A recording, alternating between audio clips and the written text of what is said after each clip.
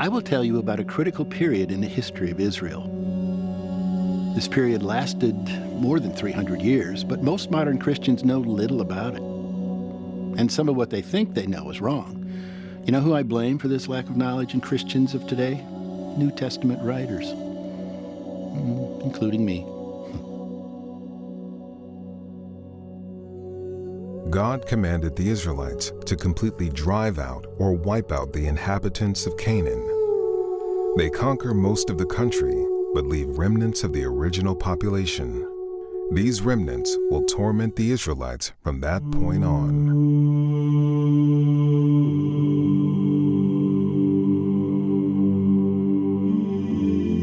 New Testament writers talk a lot about Abraham, Moses, the kings and the prophets, so Christians know those types of Old Testament things are important.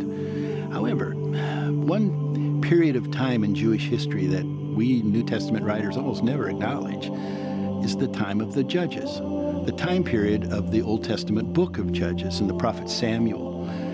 This period lasts from the death of Joshua in about 1390 BC to when Saul becomes Israel's first king in about 1050 BC. The Israelites originated from the sons of Jacob, who was renamed Israel. Each of his 12 sons had a tribe made up of their own descendants. His favored son, Joseph's tribe, was split between his two sons, Ephraim and Manasseh. So there were 11 full tribes and 2 half-tribes of Israel, commonly called the 12 tribes of Israel. God promised to give the land of Canaan to the descendants of Abraham, his son Isaac, and his grandson Israel, so Canaan became known as the Promised Land. Interestingly, the sons of Israel originally lived in Canaan, but because of a severe famine had to relocate to Egypt. The original family of 70 thrived there, and their descendants existed in Egypt for a total of about 400 years, swelling to a nation of more than 2 million people. However, the Israelites ended up as slaves to the Egyptians. They escaped Egypt under the leadership of Moses, wandered in the desert for 40 years, and after that, the now numerous Israelites finally entered Canaan and conquered most of it under the leadership of Joshua. Under Joshua, the land of Canaan was distributed to each of the 12 tribes, except the tribe of Levi, who were priests. When Joshua died, God did not appoint a successor to him. At that point in time, the leadership structure looked like this.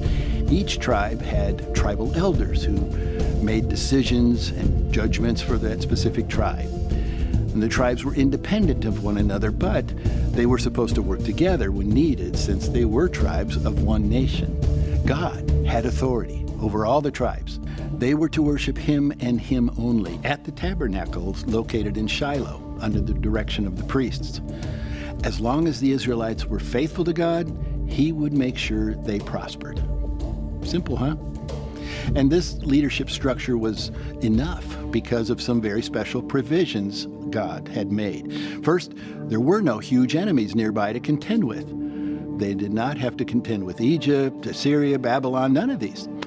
Second, there were local enemies to contend with across the borders and a few stragglers inside the borders. These enemies were strong enough to provide exercise, but weak enough that the tribes could easily contend with them under the protection of God. In summary, when Joshua died, God had positioned the Israelites in the perfect place with the perfect conditions to have a perfect theocracy, a nation led by the one true God.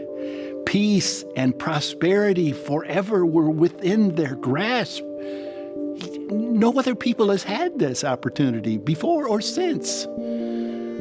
To the west was the Mediterranean Sea. To the east and the south was desert. To the north were mountains that provided protection from invasions. Lasting peace and prosperity within their grasp. All they had to do were 2 things. First, they had to finish conquering Canaan. There were a few remnant peoples and areas that needed to be vanquished. This would accomplish the important goals of securing their borders and keeping out the cultural influences of those people that were always a detriment to the Israelites' commitment to God. Since God said he would continue leading them, it would have been relatively simple for the Israelites to finish the task of completely conquering Canaan. The second thing they had to do was to fulfill their side of the deal they had made with God. They had to follow the laws given to Moses. By staying isolated from other people groups, it was actually very much easier to follow God's laws. Very much easier not to fall into the trap of worshiping other gods. Finish conquering Canaan, follow the laws of Moses. The future of the Israelites hangs in the balance. Will the Israelites choose to follow through on their end of the deal and achieve perfect prosperity and protection forever? The book of Judges is about God giving them more than 300 years and numerous do-overs to accomplish those two things. As you read the book of Judges, don't be misled by the rather odd stories and people. The book is filled with the failures of Israel to completely conquer Canaan or follow the laws of God. When you read about a Canaanite or Ammonite person, you can assume those people exist because the Israelites did not conquer the land and vanquish the people as God commanded. When you read about the Philistines, you can assume those people live in Canaan because the Israelites failed to secure its borders all the way to the Mediterranean Sea. And so the Philistines lived on the coast. And once the Philistines entrenched themselves, the Israelites could not dislodge them. With the mention of a Canaanite or a Philistine woman, you can predict the story will likely involve an Israelite man hoping for a sexual relationship with her against the laws of God. In the process, that man is likely to get involved in worshiping or allowing the worship of false gods. You know, you can't help but be encouraged when you first start reading Judges. The Israelites seem anxious to conquer the land. They ask who gets to go first to fight the Canaanites. The Lord said it is to be the tribe of Judah. They ask the tribe of Simeon to join them, wise move. In return, Judah will help Simeon fight the enemies they need to dislodge. Judah attacks the Canaanites and the Perizzites and routs them completely. They kill 10,000 men in the first fight. They capture their leader, but they do not kill him as they were instructed. They cut off his thumbs and big toes, but do not kill him. Judah defeats Jerusalem. Judah pursues the Canaanites into the hill country and the Negev and the western foothills and the Hebron. Nothing can stand in their way. Caleb offers his daughter in marriage to the man who conquers Kiriath Sephar. His nephew, Othniel, conquers that city and wins the hand of Caleb's daughter. A small crack in their admirable obedience appears when the descendants of Moses' father-in-law, the Kenites, go to live with the tribe of Judah in the Negev. In fulfillment of their agreement, the people of Judah go with the Simeonites and attack the Canaanites in Zephath and destroy them. Judah also takes the cities of Gaza, Ashkelon, Ekron, and all their territories. Judah has conquered its land almost all the way to the Mediterranean coast. Complete victory is within their grasp, but they choose to snatch defeat instead.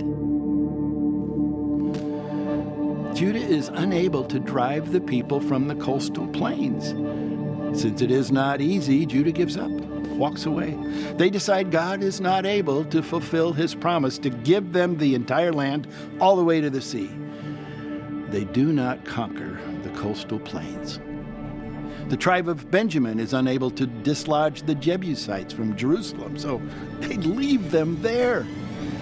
Another direct failure to follow God's command to completely conquer the country.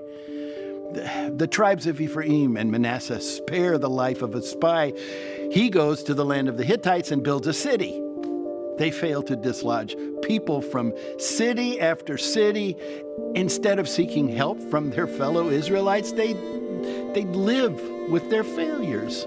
On and on and on. Ephraim does not drive out the Canaanites living in Gezer. Neither does Zebulun or Asher or Naphtali.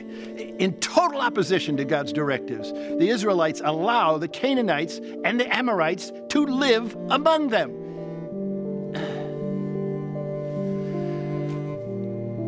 Let me stop here. The Israelites have disobeyed God in the matter of not completely dominating Canaan and ridding themselves of outside cultural influences. And the rest of the book of Judges will describe the disastrous outcomes of that failure. In retrospect, it's easy to criticize the Israelites for their failure to rid themselves of outside influences, but what if you were to apply that same critical thinking to yourself? Any bad influences exist within the boundaries of your life? Too hard to rid yourself of them? Maybe you attempt to control these influences somewhat so they don't do too much damage to you or your family. Good and evil don't coexist well. The Israelites are solid proof of that. Snatching defeat from victory. So that's a critical lesson for everyone in any time. So, in the event that you find some parallels to your own life, a fresh read through Judges may be just what you need.